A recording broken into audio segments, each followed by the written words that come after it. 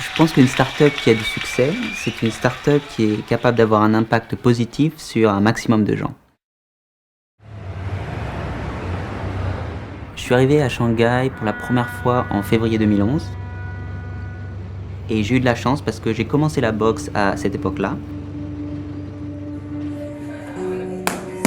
Et je me suis aperçu en commençant la boxe, en faisant de la boxe, que surtout à une époque où les objets connectés, tout ce qui est wearables, technologie, se développait beaucoup dans d'autres sports, il n'y avait rien en boxe. C'est-à-dire que la technologie la plus avancée en boxe, c'est toujours le chronomètre.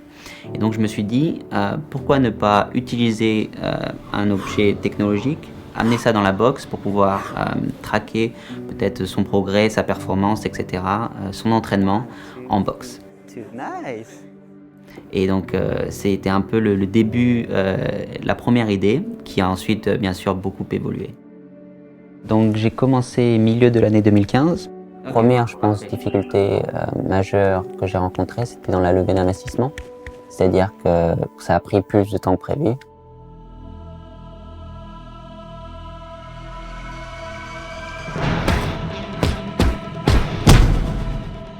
Je crois que quand j'ai reçu mon premier investissement, il me restait à peu près 120 € en poche. Je pense que quand j'ai commencé, j'étais pas prêt non plus. Donc j'avais pas le prototype qui marchait super. J'y suis allé tout au début vraiment avec une idée et puis un peu plus tard un prototype pas terrible. Et seulement après, quand j'ai pu engager la team qui ont vraiment renforcé le produit, j'ai pu convaincre le premier investisseur. But what we're actually doing is building a platform that we can easily adapt to other sports. Bien sûr, quand ça arrive, c'est super, c'est la délivrance et on peut se reconcentrer sur le développement produit.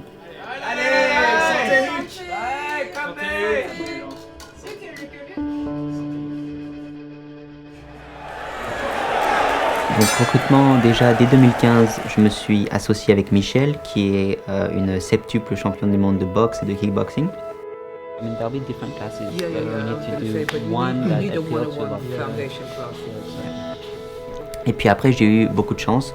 J'ai fait des événements entrepreneurs où j'ai rencontré des gens, et particulièrement 2 membres clés de notre équipe maintenant, qui ont rejoint après cet événement.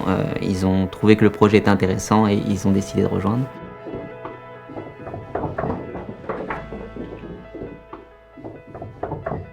On travaille de manière très flexible, c'est-à-dire que maintenant on a des membres à plein temps, on a des membres à temps partiel.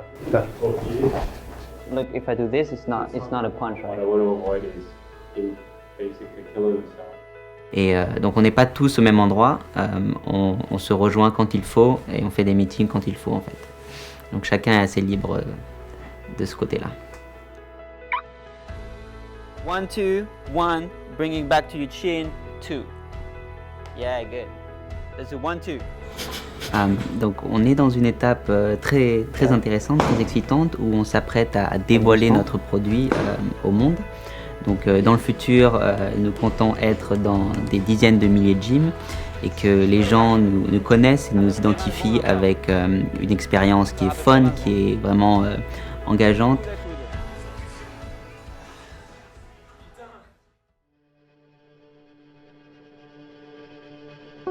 Je pense qu'être entrepreneur et être boxeur, ça a beaucoup de similarités.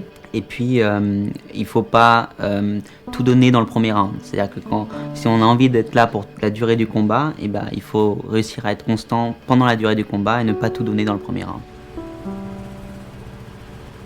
Donc on fait pareil quand on est entrepreneur, petit à petit, step by step, et puis c'est une aventure pour la distance.